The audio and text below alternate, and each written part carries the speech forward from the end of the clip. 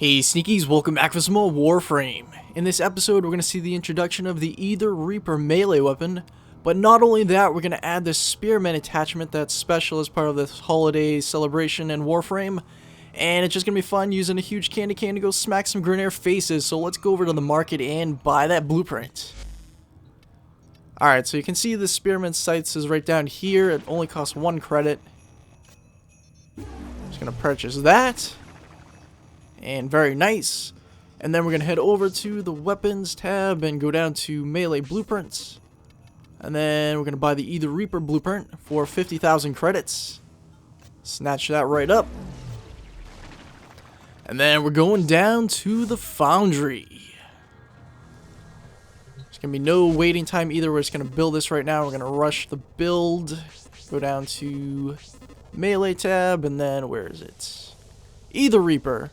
Alright, so 1000 polymer bundle, not bad. 1000 rubido, a little bit more difficulty yet, but it's still not bad. 10 morphics, that kind of sucks, but we'll just deal with it. And then 1000 ferrite, that's not bad either. So we'll just start building that right now. And then we'll rush it for the 50 platinum, no big deal. Excellent, so now we're going to go equip it. And yes, Zephyr is celebrating the holiday spirit too with her red, white, and green colors. And we're going to get rid of the Orthos and grab the Either Reaper. Just thought this would be a fun way. Oh man, look at that. That thing is huge. That thing is huge. Alright, so we're going to go into Appearance. And we're going to, let's see, where is it? Is it Attachments? Accessories? No, not Accessories. Where could it possibly be? Skin selected. Okay, there we go. Okay, that makes more sense. Look at this. It's a huge candy cane. Oh, okay, we can change the color around. Let's make it more accurate. Oh, why didn't it select it? There we go. Alright, so we're going to change the color around so that it more or less reflects the traditional kind of candy cane. Is that actually going on there? I can't see it. It's way too bright in here. Alright, you know, it's the blue color we really have to change to like a reddish color. There we go, that looks a whole lot better. And we'll just make this red as well. And that's secondary. You know, we'll just make that the same shade of red. There we go, that's a more accurate representation of your typical candy cane. They do come in all kinds of flavors and shapes, and clearly shapes and sizes, but also colors. And we'll keep, actually, let's make this as best we can to the white. There we go, that looks really good. Alright, so who's ready to go smack some Granaire faces with this huge thing? Actually, let's unequip all of our other guns too, just so we're forced to use it. Drop this for a moment. And yes, Sasha will be joining us. Our PS4 Kubro. There she is. Hello. Unfortunately, she's not celebrating Christmas because she's a big grumpy grouch. Not really. She just can't change her color scheme without paying platinum, and that's a little bit ridiculous. Maybe we'll do that later, but not currently. And let's see. We're going to Mercury. Let's just go to MNSU, an exterminate mission. Level 3 to 5. We kind of have to do something a low level because it is a newish weapon. Well, it's brand new. I haven't even used it yet. So let's go get them.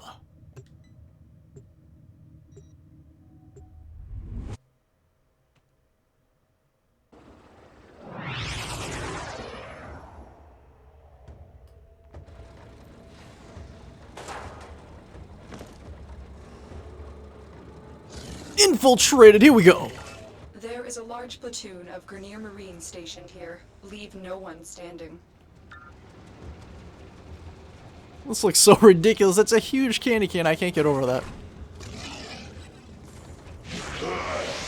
Oh, whoops. I forgot they changed the controls on PS4. That was terrible. Oh, man. This thing is brutal. Christmas never felt so good before. Oh man, it is demolishing these guys. You're on the sensors now. Now I realize that Necros would have been the more appropriate Warframe to use with the Reaper. But we have plenty of other sites we can use for him later. It would have been repetitive if I used him for all three of them. Alright, so now we gotta continue. Oh, you want some of this, buddy? Oh, I don't have enough energy to get up there. Oh, whoops. Oh, nice, Sasha. Always coming in the clutch. Bam! This thing's overpowered. And after we finish this, we'll go back to the screen and check the stats like we normally do in these intros. I just really want to get in here and mess around with this because it looks hilarious. How is a huge candy cane slicing guys in half? Like, really? Oh, whoa! Where did you come from? You big weirdo? Wham bam, thank you, man. Not really, man, but yeah. Let's forget I said that. Oh man, Sasha is brutal! She's really taking advantage of this whole Christmas spirit. And I want to get some more Christmas themed episodes in while the holiday's still here. I should have one going up on Christmas Eve. I think this will actually be the Christmas Eve episode, and then I'll have at least one more go up on Christmas Day.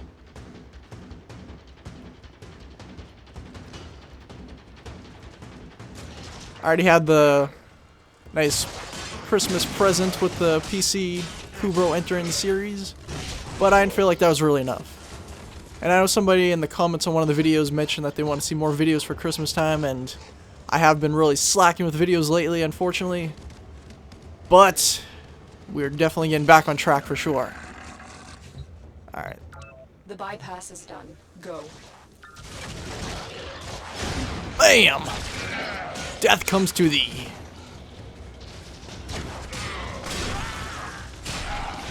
Oh man. I really hope they don't take this out of the game because I will literally use this candy cane look for the rest of my Warframe career.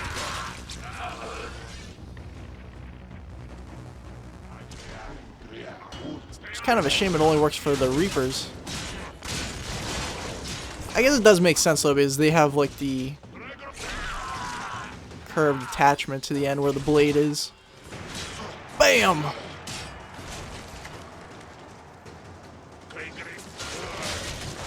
I do have to say, even not going by the whole novelty of the appearance, this is a really effective weapon so far. I mean, not that you would expect any less. I mean, it costs 10 Morphics to freaking make this thing. That's no easy task. By the way, if you are looking at Morphics, I found that it's actually a lot more... it's a lot easier than I originally thought, because if you go to infestation missions that control a planet that has Morphics drop, they actually drop very often on those for some reason. Oh, great. The one problem with not turning a gun. Damn it. Alright. As you can see, that just sucked away all my energy, and I foolishly just picked up some from this. Okay, and I didn't get it because I was still suffering the effects. Yeah. Alright, anyways, let's keep going. Ah, yeah. Okay, whew. Fortunately, Zephyr is the one with the least gravitational pull, so she can kind of float up in the air. Longer than other Warframes. And, ooh, we only have 9 enemies left. Nice. But yes, going on those infestation missions on, like, for example, Mars. Anytime I play infestation on Mars, I always find a bunch of them. There we go. Override complete. Move on. Heads up. A Grenier assault team is headed your way. And when I say a bunch, like for example, when the infestation takes over a node, they actually start spreading out.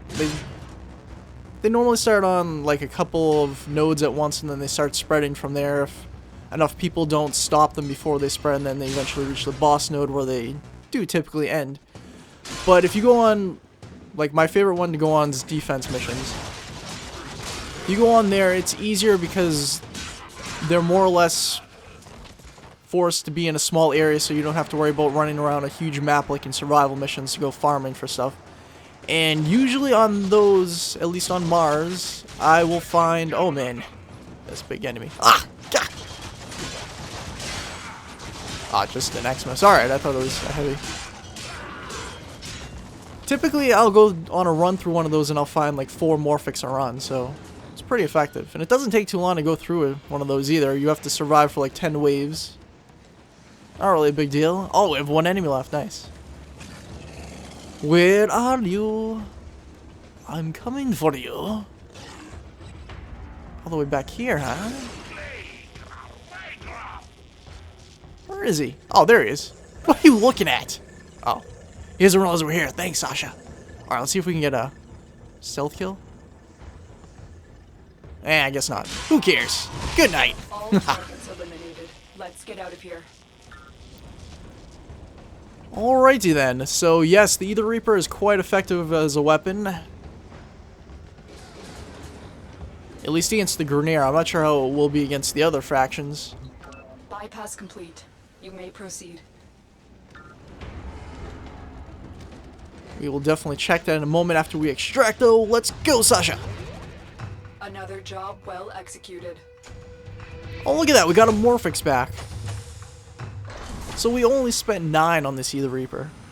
Still pretty outrageous, but oh well.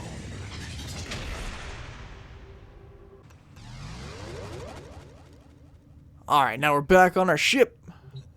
Already saw what we picked up. We got a couple of mods. 59 total kills. Sure how that worked. Because Sasha got 1, it doesn't count it for me. I have no idea. 57 melee kills. What? Alright, maybe Sasha got 2 kills. I don't know how that worked out. Maybe they're killing each other. I really have no idea. Anyways, let's go take a quick look at the stats on this badass weapon. Only went up to rank 2, unfortunately, but can't really expect much. There weren't really too many enemies on that mission. So we're going to go on upgrade.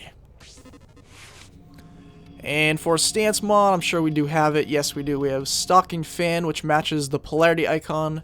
So if we max the rank on this, which is a 3, it will bump up and it'll double the points here. Even if we put on right now, it's at a 2, it'll go up to a 4. And then we have 4 extra points to equip other mods here.